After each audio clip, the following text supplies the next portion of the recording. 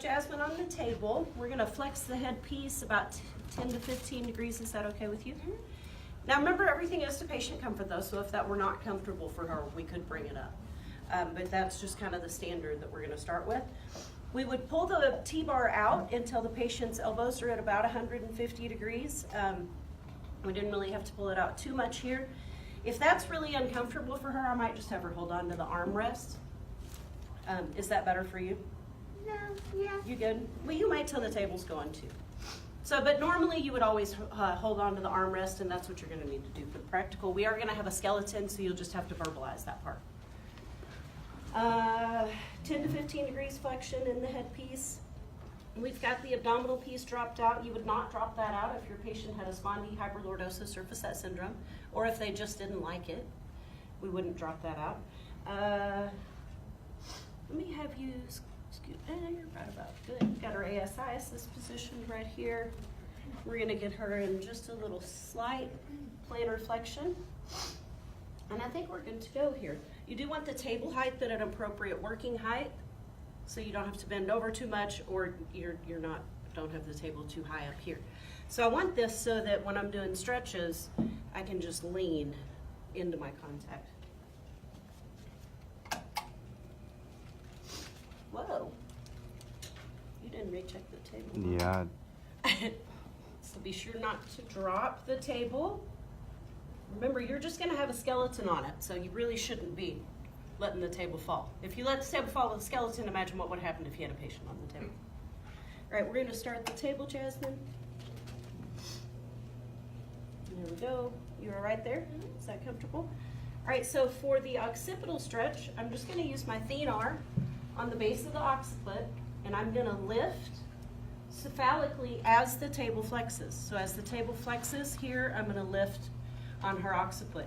I'm not going to hold that pressure the whole time, only as the table flexes. As the table comes back up, I'm going to release that pressure. So I'm just going to hold.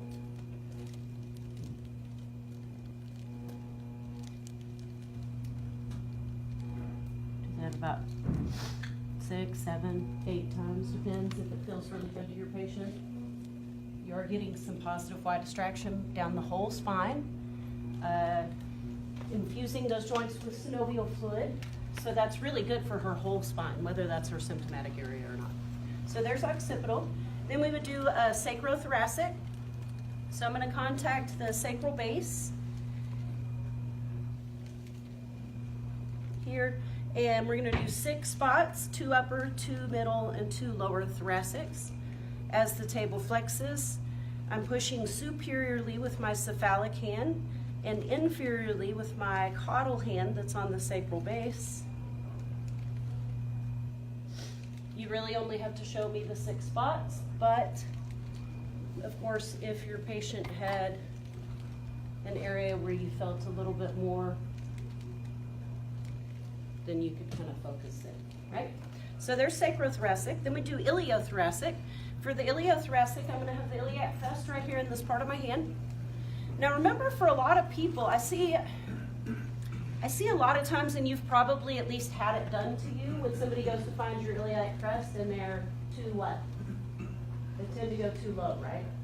They don't come up high enough. So if I'm looking for the iliac crest, why not err on the side of caution? I'm going to come up here by our ribs and then come down, and now I know I'm right on top of the crest. It's right here. It's right here. And then I can come around. So iliothoracic. Now I'm on her ilium, and I'm just going to do 6 spots again when I'm stretching the left ilium, and again 6 spots stretching the right ilium. We're going to have to turn this table up because it's kind of slow. It's a little tight in there. There we go, and here. There we are. 1, 2, 3, 3 on the left. Good. And again, I'm pushing P to A. I'm pushing I to S with my cephalic hand and S to I with my caudal hand. So there was lateral sacrothoracic. Then we can do rotation. I'm sorry, that was lateral iliothoracic. That was iliothoracic. All right, so let's recap since I said that wrong 3 times. This was the occipital stretch, right? Sacrothoracic, we have a hand on the sacrum and we do the 6 spots on the thoracics. Then we do iliothoracic, where we would stretch with hand on the right ilium, do all 6 spots, and then left ilium, do all 6 spots, or it doesn't matter if it's left or right first. Then we can do rotation sacrothoracic. Well, I can stay over here, but everybody else is over there. So I'll switch. We can switch. Rotation sacrothoracic is just like sacrothoracic, except for we're going to have her turn her head now. Turn your head to the left, please. And again, just like sacrothoracic, except for that her head is turned.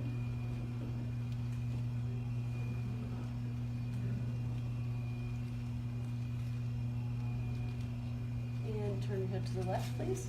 To the right. Yeah, that one. To the right, the other left.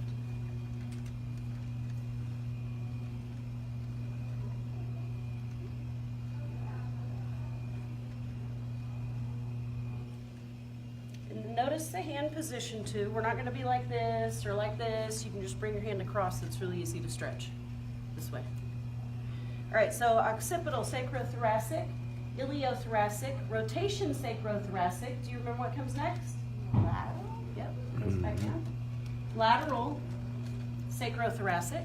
So I'm going to flex the patient away from me. This time I'm only going to stretch 3 spots in the thoracics because we're stretching, and that's the only side that's stretched.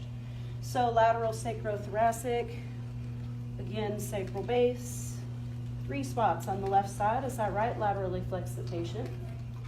And then I could go to the other side and do the right lateral sacrothoracic, or I could drop down the one knee to get the 45-degree angle for lateral iliocostal.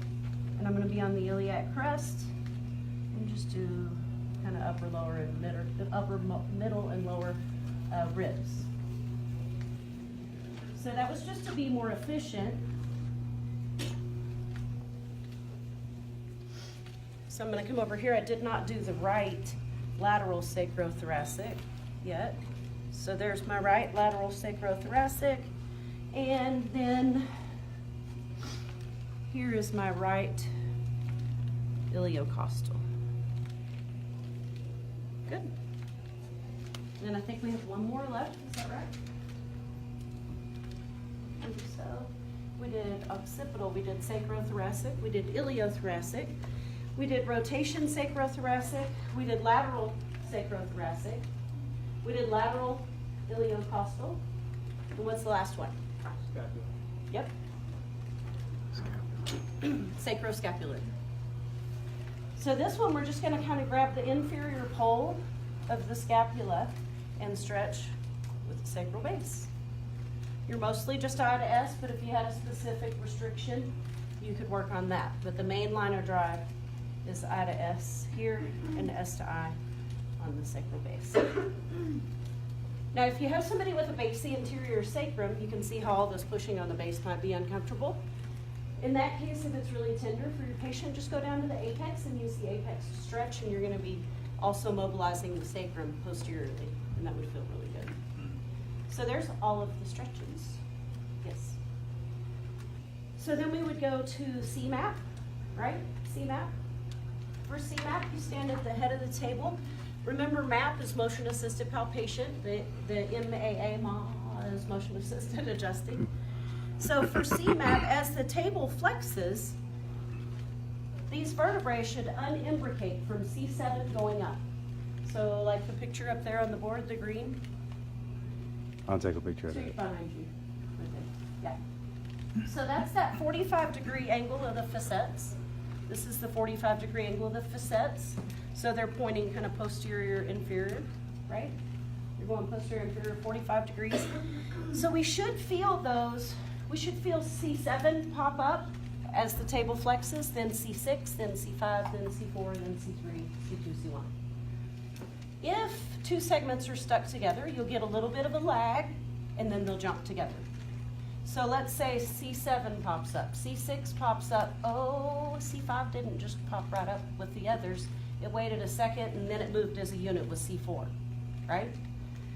So if you feel it more, when you feel them jump together, you'll feel them move more posterior because they're lagging until that next vertebrae comes and then they're moving.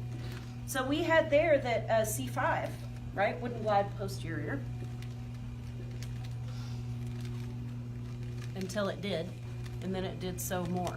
So we're going to come in here, and we need to monitor both sides at the same time.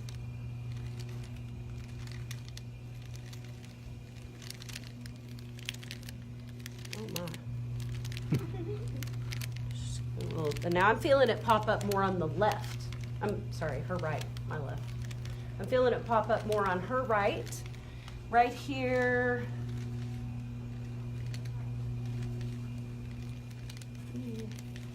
About C4. C4 is popping up more on the right. So that would be a C4 right posterior. So what it's doing, it's lagging, and then eventually when it comes back in a big motion. Moves posteriorly in a big motion. So anyway, we would palpate all the way up the cervicals looking for them to move together. If they pop up together, then we would have a posteriority at that segment, like that C4. If it's stuck posterior, it would have maybe a flexion restriction, correct? So C4 would be a flexion restriction, or you could call C5 a extension restriction. Most people don't really do that, but there is some talk. They're doing that. They do that more in the lumbars. Well, they'll go to the one below or the one above. And you know, when you're thinking about two segments and their relation to each other, so if I have a C2 left posterior, C3 is kind of right posterior in relation to it, right? That's a totally unrelated scenario to what we found here. And sometimes that can be important if you can't turn a patient's head one way.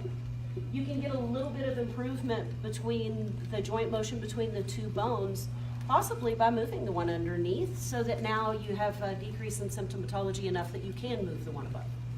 That can be the case sometimes as well. All right, so that's for cervicals. And then thoracics. Remember, and when we found that, when we felt that abnormality, Leander called that a long axis fixation. What we're trying to feel for is normal long axis distraction. That's that LAD that you see in there.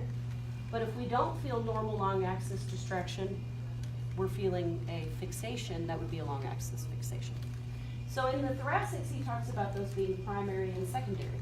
So primary would be your flexion restriction of the superior vertebrae of a two vertebrae complex. So as the table flexes, you're expecting the vertebrae to do this, correct? This is what they should be doing. So if you don't, or you could say the spinuses should be separating as the table flexes. So that's what you're going to do. You're going to come in and either monitor spinous tips or in the interspinous spaces, and you're feeling for that separation as the table flexes. If you find this is normal, long axis distraction, here we would have a long axis fixation between those two middle fingers. That would be a flexion restriction of the superior vertebrae and or an extension restriction of the inferior vertebrae. So we would come in here and palpate, kind of like being in the spaces. Okay, so she has like nothing between T1 and T2. It's like it's one bone. It's not moving. You feel that? Then it kind of moved a minute there. But we could come in and monitor several interspinous space. You've got a lot of stuff locked up in here. So then we can find, these are not opening at all either. Dang, Jasmine. Huh? I said, wow, Jasmine, she's just locked up. Huh? She is. Like every day, right? All right, so our primary fixation, we're going to say we have a flexion restriction of T3. And so now what I need to see is if there's a secondary rotation restriction, right?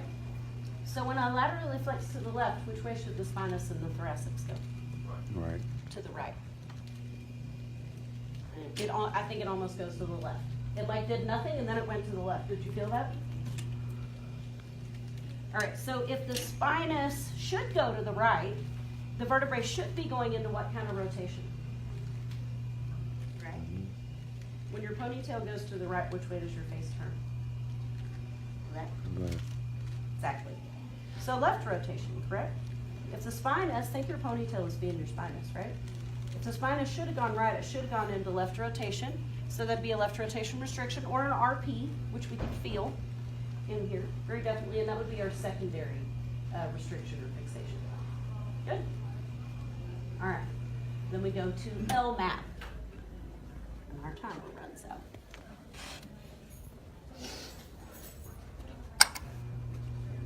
All right, so then we go to LMAP. Very similar, when we were up here in thoracics, in the upper thoracics, you can laterally flex. I can also have her turn her head. So we would also expect the same thing, especially in upper thoracics, turn your head to the left. And it maybe goes to the right a little bit, but not much. Now in your book, I think it just talks about the rotation for thoracics, but you know, when you get below T7 or so, it's not really gonna so much work that way. You can go ahead and write these down. Also, somewhere in here, your coupled motion is supposed to switch, right? So you might have to do a little bit more manual palpating in the lower thoracics. Because that transition point can be a little different from patient to patient. And I think that's why our research results for coupled motion don't have very much consistency. Not to mention the fact I'd love to see a coupled motion research study done on freshly adjusted patients who were determined to have normal coupled motion, right? For ones who had good movement in their lumbar spine, no pathology, and that kind of thing. And adjust them first, and then check them for which way things couple. In a pain-free, healthy person. All right, so for lumbar again, we are looking for a long axis fixation, or we're feeling for normal long axis distraction. Long axis distraction is that normal separation of the inner spinous spaces. And this one's listed the same way as the thoracic. So we look for a primary first. So let's say we don't feel the L3-4 spinuses come apart. Then we would go ahead and go, say, to the L3 spinous. And as I left laterally flex the table, the spinous should go, it did not. Right, it should go left. So left lateral flexion in lumbars goes with right rotation. We had left lateral flexion with left rotation in upper thoracics, right? So here we had expected the spinous to go to the left, but it did not. So that must be a what kind of rotation restriction? You can't do this. It's right rotation, right? Right? Your face turned right. Think about where your face goes. That's what you have to think about. Right? So if we laterally flex, the spinous doesn't go to the left. That means the vertebrae didn't go into right rotation. We then had a flexion restriction of that superior vertebrae. That was our primary. And then the secondary would have been a right rotation restriction, or an LD, if you wanted to name it that way, right? You're going to show me how to adjust these two. We're going to go ahead and go through how to do them all first, because we don't have a lot of time today, and I want you to practice. And the adjustments you've learned in like 85 different classes, right? So most of them are just like Thompson. You're going to make a contact. I'm not super particular about the contact, more so about the biomechanics. So are you thrusting in the plane line of the disc? You're not on upper lumbars going this way, right? Against your listing, you're on the right side. Lumbars, I really like, if you're going to use a drop, I really like Pisces over thumb. It's one of my favorites. I'll do pisiform over thumb. Especially for L5, I feel like I can really get my thumb in there if I'm going to use a drop. But sometimes when people are really tender, I'll use more of a Pisces hypothenar if I can get it in there, just because it's a little more comfortable, right? It's not such a pointed contact. There's also, and it's in Bergman and Peterson too, there's one that I really like for lumbars. You can actually grasp the ASIS, and you work on the contralateral side. And you can actually palpate this way too. It doesn't really work with flexion distraction so well. You can palpate and then adjust in that same position. You just don't lift the ASIS more than 2 inches. And anytime you're doing something like that or on a knee chest table, you got to make sure that your HVLA definitely has the LA, the low amplitude. You're not going to do a real deep thrust, or you could cause a hyperextension injury, which could result in something like a Facet syndrome, right? So we don't want to do that. In the thoracics, any of those, you could use bilateral thenar, you could use, a single hand contact. Like I said, any of those that you learned, as long as you're, make sure you're adjusting in the proper table motion, proper line of drive, And it's a contact that makes sense. Not like yesterday in diversified when they told me they were gonna use calcandial on the left apex. Picture that. I'm like, your hand is over the entire sacrum. What are you doing? Yeah, that's a Pisces, or hypofemoral, kind of knife edges contact, right? Okay, so that's lumbar. Then we're gonna go to sacrum. We're gonna go to sacrum. So as the table flexes, what is the sacrum doing? Extending. It's extending. If the sacrum does not, and you can actually palpate in the sacral sulci, right there in between the PSIS and the sacral base, to feel the sacral base extending. It should be extending as the table flexes. If the sacral base cannot extend as the table flexes, then we either have an extension restriction of the sacrum, which is actually a lumbosacral flexion restriction, because this is the table's lumbosacral flexion. So if the sacrum can't glide posterior on lumbosacral flexion, it's a lumbosacral flexion restriction with a decrease in posterior glide of the sacral base. Or you could call it an anterior-inferior sacral base. You do need to understand the motion listings too, though. If we found an anterior-inferior sacral base that couldn't glide posterior on table flexion, we would adjust by contacting the apex on table, boom, flexion. You can do that with or without a drop. As the table extends, the sacral base should do what? Yeah, it should flex, it should glide anterior. If the sacral base does not glide anterior on table extension, which is lumbosacral extension, we would have a lumbosacral extension restriction with a decrease in anterior glide of the sacral base. Or a posterior stuck sacral base. If the sacral base is stuck posterior or it can't glide anterior, we would contact the sacral base and go P to A on adjust extension. Because that's where the sacral base goes into that position the most. On that one, we talked about in Thompson, you learned this, right? And we talked about this, which is, I think the way most of us do it. So Thompson says, don't do this because of your fingers.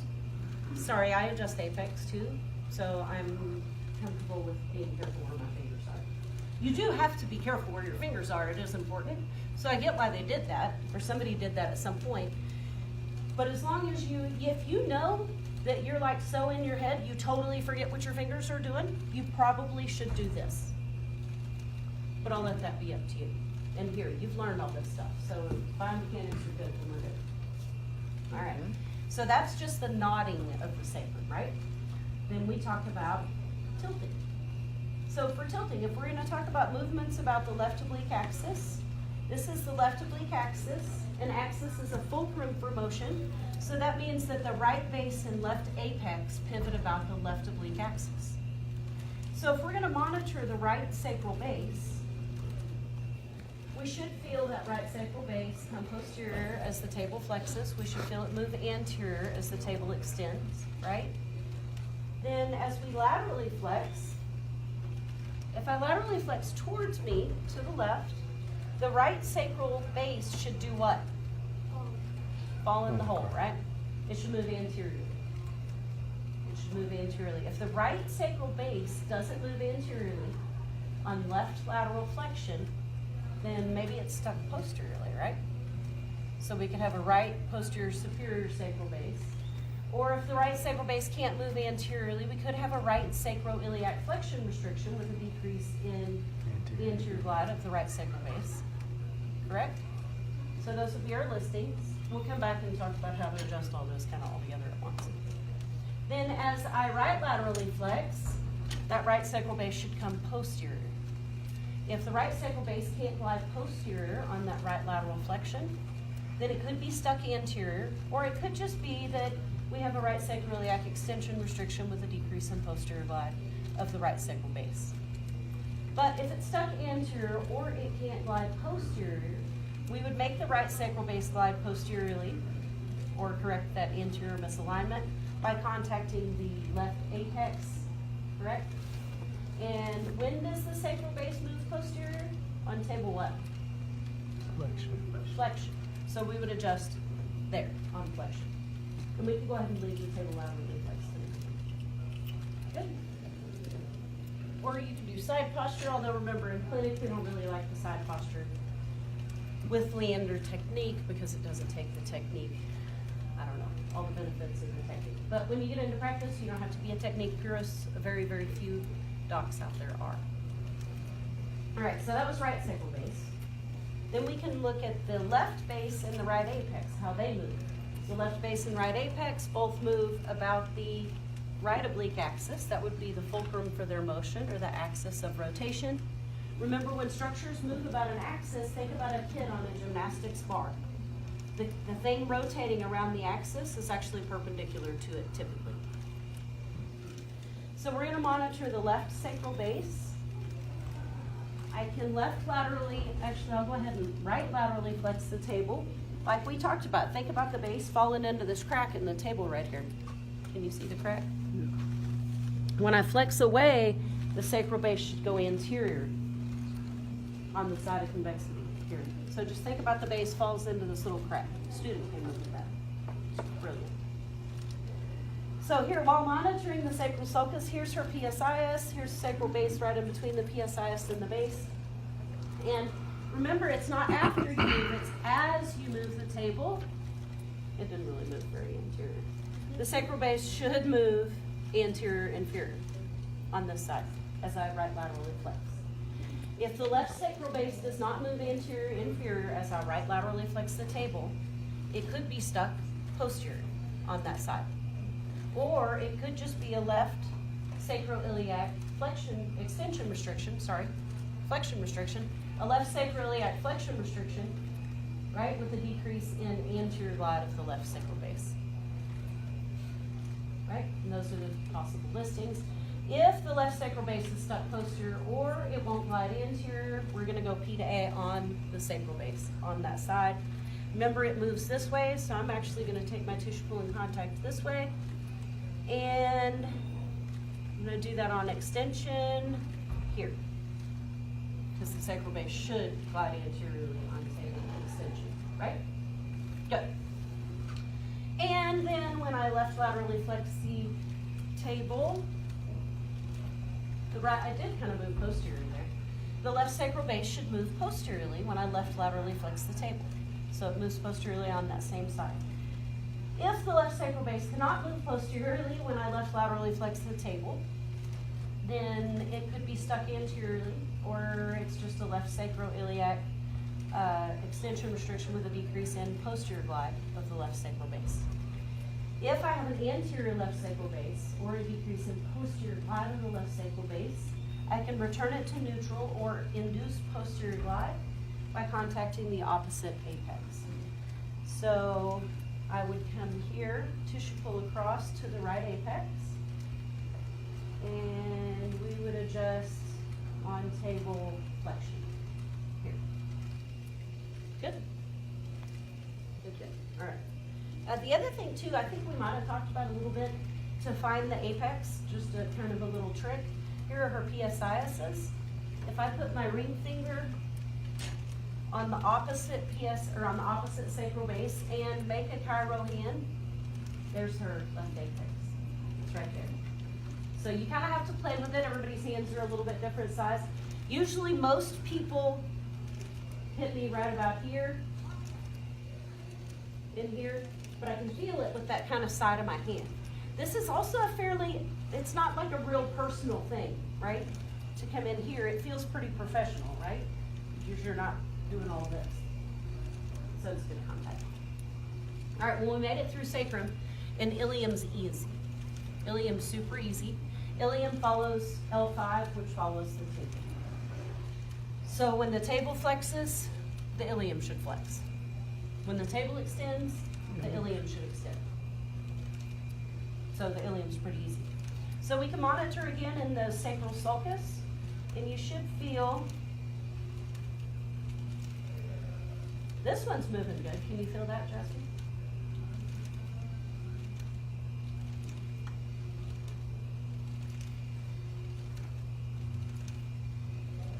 This one doesn't want to glide forward.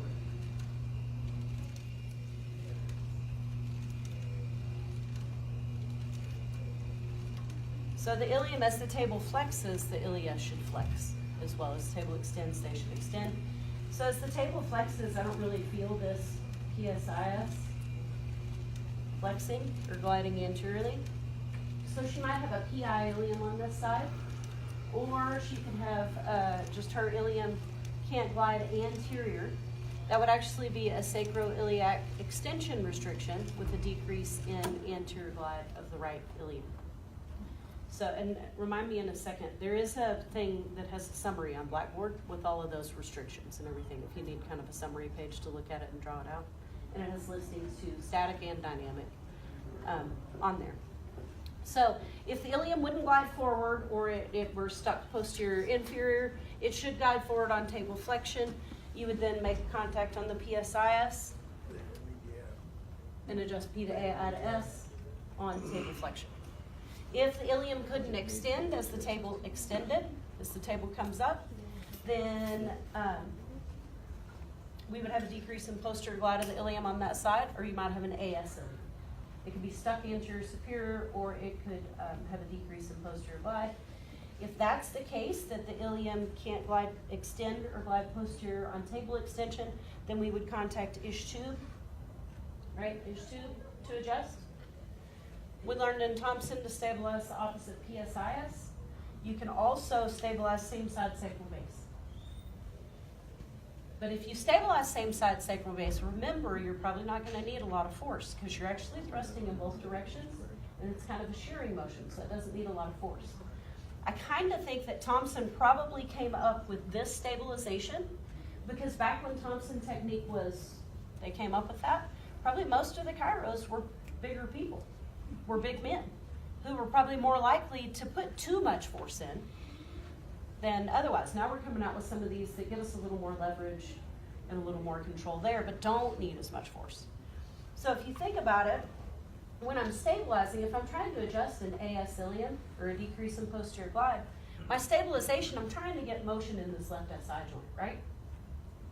Right? So if I'm trying to make this ilium move back, why couldn't I stabilize the base here? That's a direct stabilization, right? And then you can come in, you can come across this way or this way and adjust. You could, if it were just an AS, you could just stabilize the base. I would take my ish tube contact first and then stabilize the base and then thrust on the ish tube. If it were a posterior sacral base on that side, you could do just the opposite. You could stabilize, you could come in with your left base contact and ish tube. Actually, you need to be on the opposite side for that one. That's why I wanted to go like this, to get my line of drive. But we could do that here and stabilize right sacral base, thrust on the right ish tube. You see my line of drive is much better when I'm on the correct side. Or I could come in right sacral base, stabilize ish tube, and thrust on the right sacral base. And again, we do all those with the table movement. You can leave it in lateral flexion and everything to assist with the adjustment. Do you guys have any questions? You might want to put these just on the end. Those are the cards.